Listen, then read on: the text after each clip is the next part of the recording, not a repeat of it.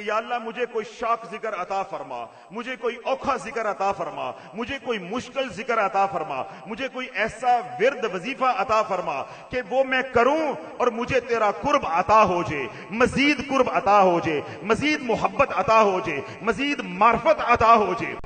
سیدنا موسیٰ علیہ السلام نے جب رب کی بارگاہ میں التجا کی کہ یا اللہ مجھے کوئی مشکل ذکر عطا فرما، مجھے کوئی اوکھا وظیفہ ورد وظیفہ عطا فرما، مجھے کوئی شوق ذکر عطا فرما، تو رب نے عرشوں سے آواز دی کہ اے موسیٰ اگر تو میرا قرب، میری معرفت، میری محبت اور چاہتا ہے اور یہ چاہتا ہے کہ میں تجھے کوئی وظیفہ دوں، کوئی ورد دوں، کوئی ذکر دوں، تو پھر باواز بلند میرے نام کی ضربیں لگا، تو باواز بلند میرے نام کی ضربیں لگا۔ سیدنا موسیٰ علیہ السلام حکم خداوندی پہ اللہ کے ذکر کے لیے، باواز ذکر کے لیے، ذکر جہر کے لیے جنگلوں میں تشریف لے گئے، پہاڑوں میں تشریف لے گئے۔ اب پہاڑوں پہ جا کے، جنگلوں میں جا کے اللہ اللہ اللہ کی ضربیں لگا رہے ہیں۔ جب اللہ کی ضربیں لگائی، جب ذکر باواز بلند کیا، جب ذکر جہر کیا، تو سیدنا موسیٰ علیہ السلام کے اوپر حال طاری ہوا، وجدان طاری ہوا، سرور اور مستی کی کیفیت ملی۔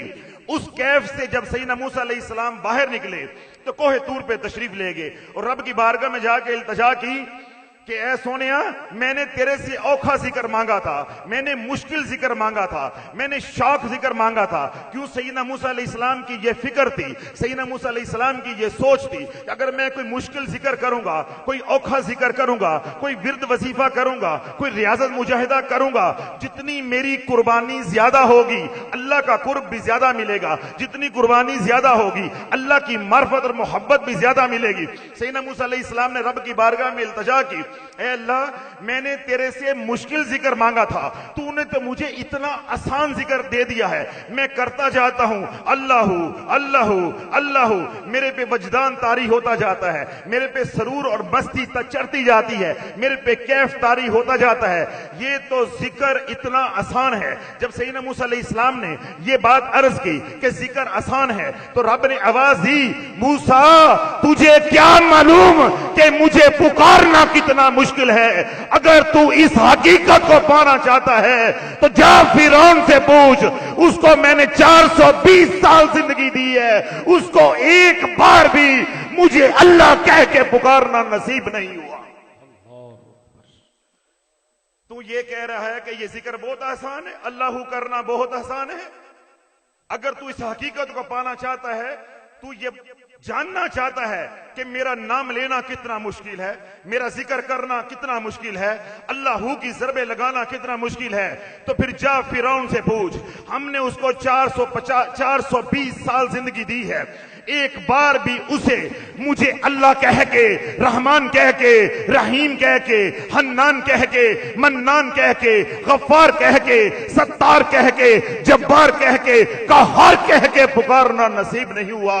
اے موسیٰ یہ تو ہمارا فضل ہے، یہ تو ہمارا کرم ہے، یہ تو ہماری رحمت ہے، یہ تو ہماری عنایت ہے کہ ہم نے تجھے صاحب ایمان بنا دیا۔ یہ تو نور ایمان ہے، یہ تو نور ہدایت ہے جس نے اللہ کی ضربیں تیرے لیے آسان کر دی۔ ہم نے فرعون کو اپنے ایمان سے، ہم نے فرعون کو نور ہدایت سے، نور ایمان سے محروم رکھا ہے۔ اس سے زندگی میں ایک بار بھی مجھے اللہ کہہ کے پکارنا نصیب نہیں ہوا۔ ہے مسلمان تو کتنا قیمتی ہے۔ میں نے بیٹھتے یہ بات کہی تھی، آپ کو معلوم ہی نہیں آپ کی قیمت کیا ہے۔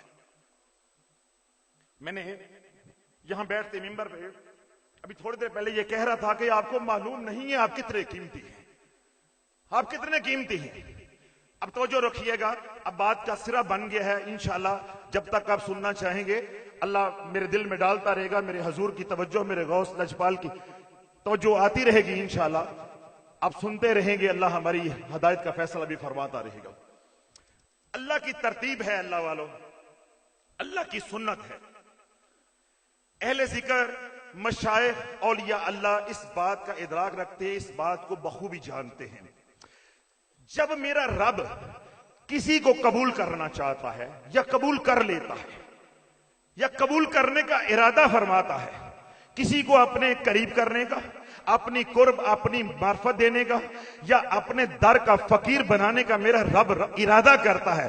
اللہ یجتبی الیہ من یشاء، جس کو قبول کر لیتا ہے پھر اس کی رحمت اس کو اپنی طرف کھینچ لیتی ہے. یعنی ہم میں سے جس کے اوپر بھی اللہ یہ کرم فرما دے گا کہ وہ قبول کرنا چاہتا ہے اپنی معرفت کے لیے، اپنے قرب کے لیے، اپنی محبت کے لیے، تو پھر اس کی رحمت اپنی طرف متوجہ کر لیتی ہے.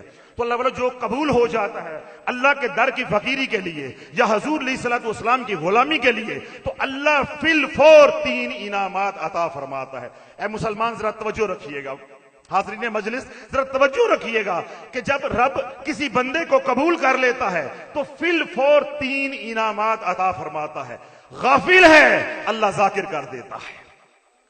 اگر غافل ہے کبھی اللہ کی ضربیں لگانے کی توفیق نہیں ملی، کبھی اللہ اللہ کرنے کی توفیق نہیں ملی، کبھی اللہ کا ذکر کرنے کی توفیق نہیں ملی، غفلت میں زندگی گزار رہا ہے، لیکن میرے کریم نے قبول کر لیا ہے، اللہ اس کی زبان پہ اپنے نام کو جاری کر دیتا ہے، اللہ اس کی زبان کے اوپر اپنا ذکر جاری فرما دیتا ہے. پہلا انعام قبولیت کے بعد. دوسرا انعام اللہ اس کی پیشانی کو اپنی بارگاہ سمدیت کے اندر سجدوں کے لیے قبول کر لیتا ہے. یعنی وہ بے نمازی بھی ہے اللہ نمازی بنا دیتا ہے. سبحان. قبولیت کے بعد کتنے انعام ہو گئے؟ 2.